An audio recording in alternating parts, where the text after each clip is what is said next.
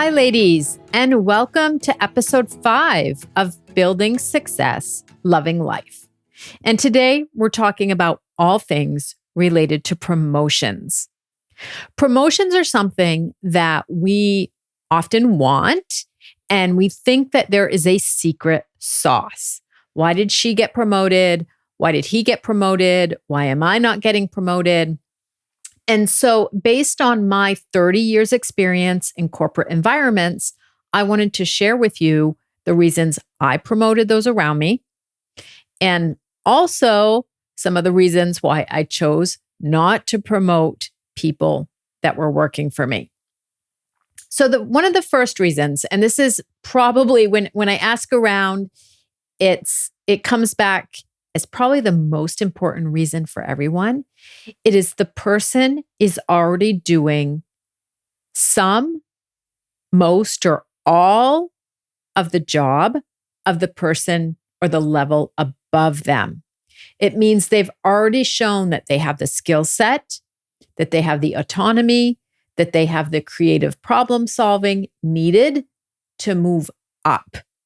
So they've already got the skills. They're already showing that they can do the job. We don't promote somebody based only on potential. We have to know that they're capable of doing at least part of the job already. So that's the first reason. The second reason that I promoted people quite often is because they're going above and beyond their regular job. They're people that will step in where needed. There are people that have understood that they are there for the bigger purpose of the company and not only to do their job at their desk from 9 to 5. They know that they are contributing to the growth, to the change, the transition of the company, and they pitch in. That can show up, for example, if there's a transversal initiative, or those are the people that will raise their hand. Or if two colleagues are out sick with COVID and somebody has to pitch in at the last minute and do something that is well below their pay grade. Those are the people that also attract attention because they're willing to step in and help the company. The third reason is people I promote have known what the company values. And you need to figure out what your company values, and it can change. There are some times where companies value that you take initiative, that you innovate. There are other companies that value that you actually follow the rules. Companies can value creative problem solving and creativity. And there are other times when companies, maybe they value the fact that the company needs to save money. And so we have to find ways to save the company money. Those needs of the company are going to change often. And so the people that I've promoted have aligned themselves and what they do and their attitudes with what the company needs. So, for example, maybe the company's going through a tough time and we need to, funds are limited. In that case, how can we creatively problem solve and use the funds that we have to do what needs to be done? Okay, it's just one example. The fourth element, and it's, I would say, just as important as all of the other ones. For me, it's attitude. It's such an important part of why I promote somebody, because if they don't have a good attitude, if people are there complaining about all of the problems, even if they have a skill set, if they're not wanting to figure out how to solve those problems, then I actually don't want to promote them. If they are complaining, if they are gossiping, if they are stabbing people in the back, those are attitudes that I personally don't want represented in companies that I've worked for. And so those attitudes, I pay very close attention to how people talk about themselves, how they talk about other people, how women talk about other women, because I think it's really important that women are building women up and not tearing women down. And again, something I've talked about quite frequently is, are people solution oriented? Is it a can-do attitude? Is it, okay, we're going through a rough spot, but we can get through this together? So attitude is very important. And that goes along with energy. That is an episode I talked about a couple weeks ago. This positive energy that's going to drive the company forward and drive your colleagues forward. And it's pulling the company up. So that's also positive energy. And I would say the last one, and people, and especially women, underestimate this. And I wanted to take a minute to talk about visibility, because women do not like to toot their own horn. I get it.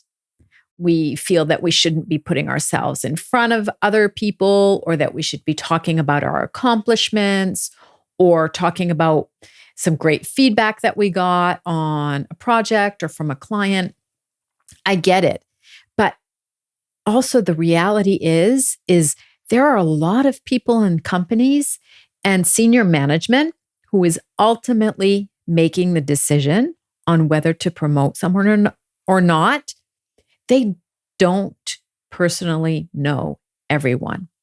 And it's true that the time of the year when we sit down as a group and talk about who should be promoted, there is a top of the mind element. I'm not saying that's fair. I'm just saying that if one of the people that are reporting to me are saying, Carla should be promoted, and I have never heard of her, I don't know anything that she's done, I don't know the value that she's added to the company, it's the first time I've ever heard her name. In that case, I'm really going to question whether or not we should promote her. So in terms of visibility, you can build it by things like speaking up at meetings, again, raising your hands for projects. Maybe you have an internal communication, intranet or radio. In that case, it's participating. It's posting on LinkedIn. That's also being visible. So visibility, it's an important topic for another day, but it does weigh in to reasons why I have historically promoted or not someone. I do also want to set the record straight, and this is also based on my experience. I do not promote somebody ever because they've been in the job now for years and it's time they get promoted. I'm sorry, but if they don't tick the box for those things that I have just listed, I'm not going to promote somebody just because they've been there for years. If they are not striving to learn more, to do more, to do things differently, to do things smarter, there's absolutely no reason that I would ever promote somebody just because they've been there for years. Now, that is my experience in my company. I know not all companies work like that. Maybe people automatically get a promotion after 5 years or 2 years. I don't know. That just hasn't been my experience. So the other thing that I wanted to talk about is suggestions if you don't get a promotion that you were expecting or that you wanted. What I would like to offer here is that you get to decide how you want to think about that. Okay, let me say that again. You get to decide how you want to think and feel about the fact you did not get promoted. And there's two ways to think about it. Either you can take it personally. They don't like me. I'm going to show them. You can pout. You could think about it negatively. You could blame somebody else. So that is one mindset that you can choose to have. Okay, so you can choose to think, they don't like me. I'm going to blame my boss. In that situation, ladies, you are giving all of your power away to other people. What I would like to offer is you see it as a learning experience. And that gives you all of your power back in terms of how you take what has happened and how you move forward. So when you think of it as a learning experience, that makes you feel much more in control of the situation rather than when you're blaming somebody, then you feel out of control, like you can't do anything about it. And what I'm offering here is that you have the option to decide how you want to think and feel and decide what to do about it. So that's what I'd like to talk about briefly. So the first thing that you can do is ask for feedback. And again, don't take it personally. If they tell you that you need to work on your analytical skills, or you need to structure your meetings better if you're running meetings, what I would do is I would ask them to be specific. So you say, I'm not structuring my meetings well. Can you tell me what that means? Is it the introduction? Is that I'm not setting the expectations? Is it time management? So be very specific in what you ask for. And throughout the year, regularly ask for feedback. At the end of every month or after important meetings, ask your boss, is that what you are expecting? Am I making any progress? Okay, that means you are taking the power back and you are being an actor in building your career and building your success. Okay, so ask for feedback regularly, be very specific, and don't take it personally. The second thing, and I talked about this earlier, is work on your visibility. Visibility, ladies, is very, very important. So again, raise your hand, be active on LinkedIn. It even comes down to if you see your boss around the or somebody, in the management team around the coffee machine, talk to them, ask them how their day is going. People need to know who you are and the value that you bring to the company. And the third thing that I would offer is if you want to get promoted, put yourself in the shoes of the person that's in that role. What are they doing? How are they acting? How are they spending their time? And then I would start mirroring what they are doing. Do you see those people, for example, spending more time with clients than what you are currently doing? Do you see them networking with a wider group around the company?